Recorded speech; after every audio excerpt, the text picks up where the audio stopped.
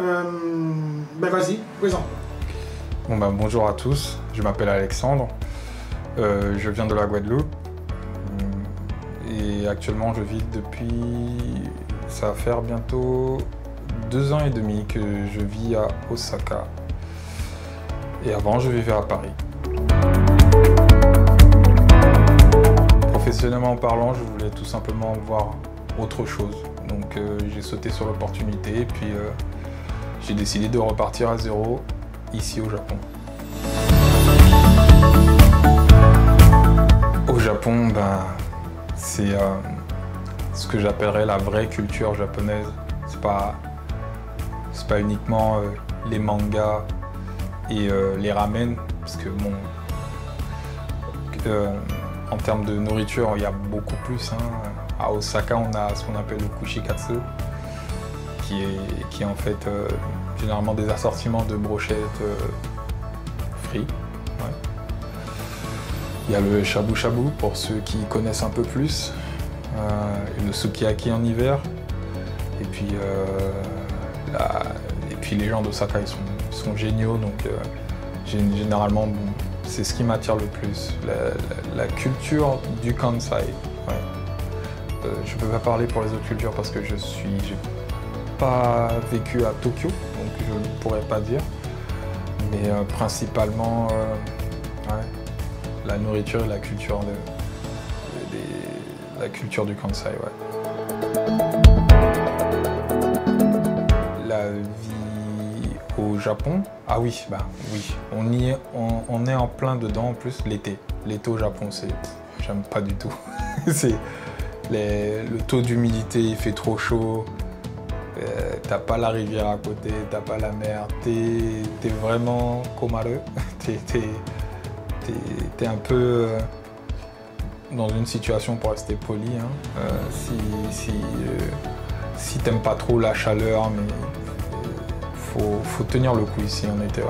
C'est l'une des choses que je n'aime pas trop. Je travaille chez Amazon et AWS. En tant qu'ingénieur. Et actuellement, vivre en tant qu'antillais au Japon, c'est pas vraiment une question que je me pose actuellement tous les jours. Ici au Japon, les gens, on va dire, ne prêtent pas vraiment attention puisque bon, déjà ils connaissent pas les Antilles pour la plupart d'entre eux. Et il y a toujours cette distance entre le japonais et le japonais en lui-même. Et puis il y a un peu plus de distance entre le japonais et l'étranger. Mais généralement, il n'y a pas de... Je vis très bien ma vie au Japon. C'est différent, mais c'est une vie très agréable ici.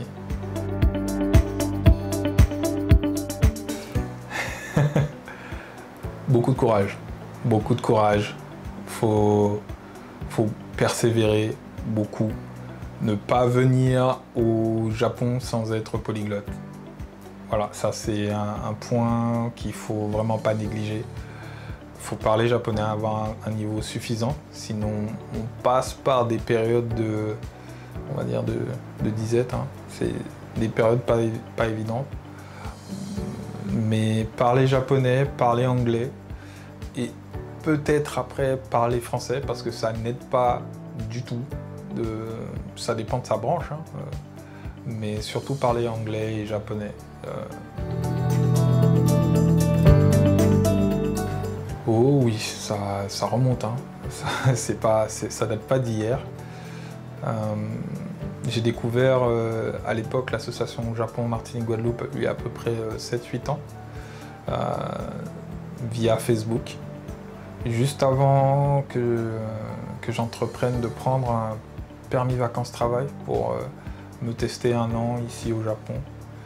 J'ai pu rencontrer Monsieur François Regina dans ses locaux à Kyoto. Qui m'a fait découvrir justement l'activité de l'association et la vision qu'il a justement pour les Antillais qui souhaitent évoluer professionnellement et aussi découvrir le Japon. Je pense que c'est une opportunité en fait. Que pour les jeunes qui veulent, qui se donnent les moyens surtout, qui travaillent dur et qui souhaitent justement avoir une expérience professionnelle à l'international et ne pas forcément aller en France ou en Belgique ou à Londres ou à Montréal, enfin au Canada ou aux USA, et d'avoir une expérience plus dans le côté, dans les pays d'Asie, se donner une opportunité d'allier ce qu'ils aiment par rapport à la culture japonaise et de pouvoir découvrir le monde du travail au Japon, qui, de par ma propre expérience, n'a rien à voir avec tout ce que j'ai pu voir jusqu'à présent. Ah ben là, c'est l'opportunité dans l'opportunité, hein. C'est tout simplement ça. On va dire, l'endroit où on peut se préparer à développer ses compétences linguistiques en japonais, tout en restant chez soi. Et avec du travail, de la récurrence et beaucoup d'efforts, on peut avoir un niveau, on va dire, de japonais plus que convenable et correct pour ne pas se retrouver, on va dire, une main devant, une main derrière quand on arrive au Japon, et de pouvoir apprécier à 100% son expérience au Japon. C'est ce que je pense que cette plateforme peut apporter à n'importe quelle personne qui souhaite développer ses compétences linguistiques en japonais. Travaillez dur, sortez de votre zone de confort, n'ayez pas peur de voyager, n'ayez pas peur de l'inconnu, n'ayez pas peur d'échouer, n'ayez pas peur d'essayer. Le Japon offre des opportunités, mais il faut vraiment s'accrocher. Donc le conseil que je donne par-dessus tout, c'est développer vos compétences linguistiques. Après, tout ce qui est technique, c'est par rapport à ce que vous aimez, que ce soit dans le management, dans le consulting, dans l'IT, ça peut être artistique aussi, la danse, tout est possible, mais il faut être préparé au niveau linguistique et il ne faut pas avoir peur de passer pas mal d'étapes pour arriver à votre but. C'est vraiment le conseil que j'ai pour vous.